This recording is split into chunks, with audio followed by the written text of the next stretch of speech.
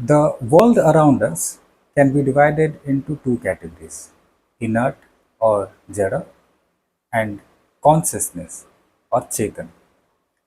Inert objects can't know of anything. For example, a stone can never know the taste of sugar. Similarly, while sleeping, a body can never know the taste of sugar. Consciousness, on the other hand, is the principle which does only one thing, that is knowing. The moment you wake up or become conscious, you know the outside temperature, various sounds, etc. Throughout your waking period, you know or learn various things from the external world through your sensory organs and also through the thoughts.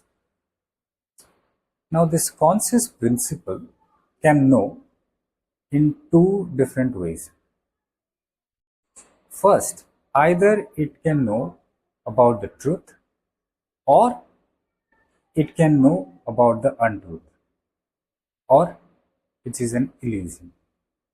For example, if there is a rope lying in the corner of your room, then either you can know about it as a rope, which is the truth, or you can know that it is a snake, which is an illusion. For that rope to be known as a snake, there is a factor which has to come in, which veils the truth from the untruth. This factor has to be active for any untruth to be known. If for sure you know that the thing in the corner of the room is a rope, then there is no scope of illusion at all. For it to appear as a snake, there has to be something which must veil that truth or create doubt in the mind that it is something apart from that rope.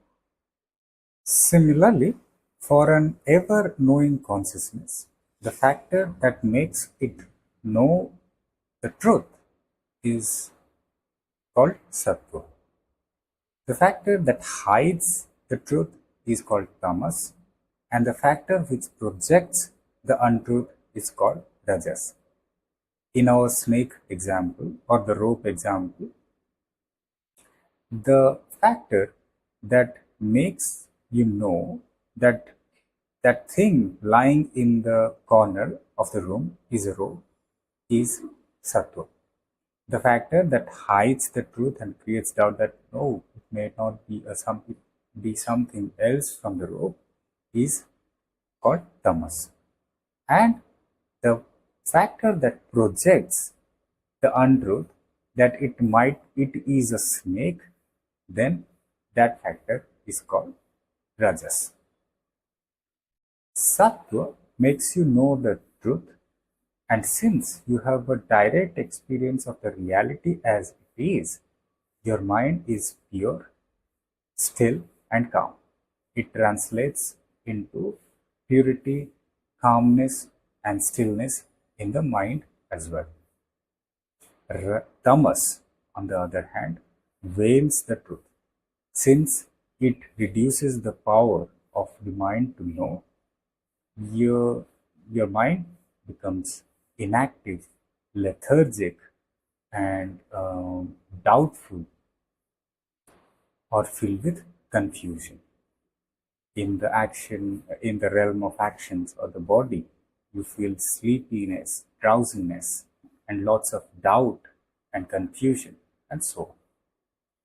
Once the tamas has done its job of hiding the truth, rajas when become active, then untruth is projected.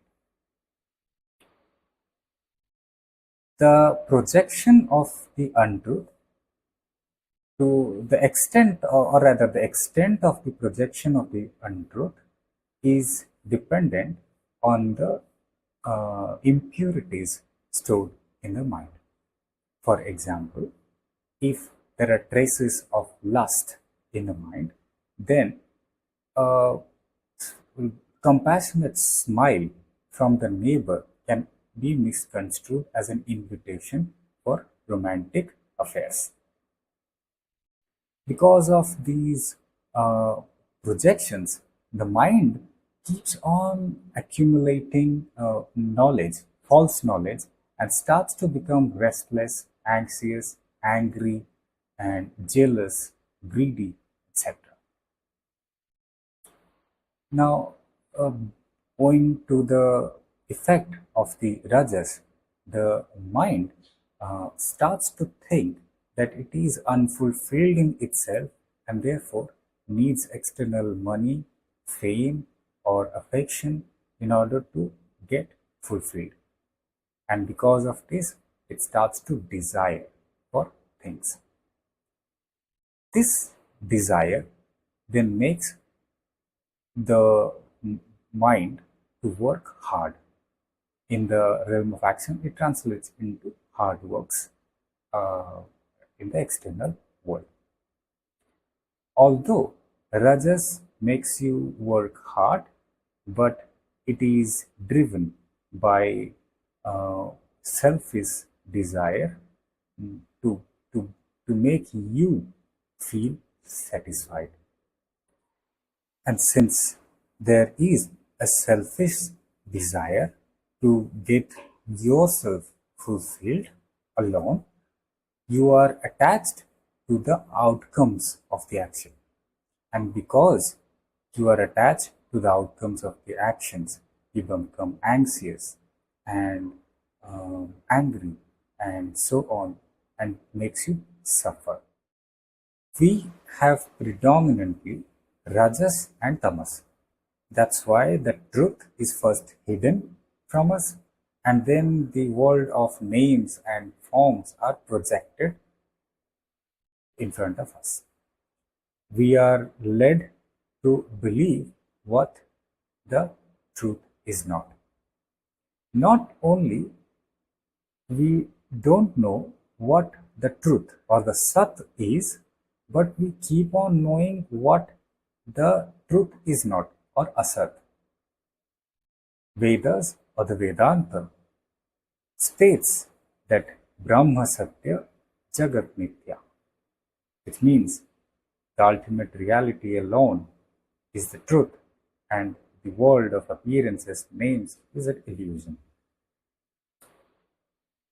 But we can't know of it because of the predominant rajas and tamas. In the path of knowledge to attain liberation from sufferings, therefore, sattva is of vital importance. It has to be cultivated in order to get the direct experience of the ultimate truth. Now, when you start to cultivate sattva, then a power of discrimination dawns upon you. This power of discrimination, also known as viveka, helps you discriminate between what is truth and what is untruth, what is eternal and what is impermanent, and so on.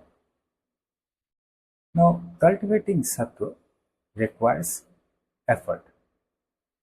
It is a self effort that you alone can do, no one can do on your behalf, and it is should be done in the right direction. What does that mean by right direction? That any efforts that help in purification of the mind are called the efforts in the right direction. Now,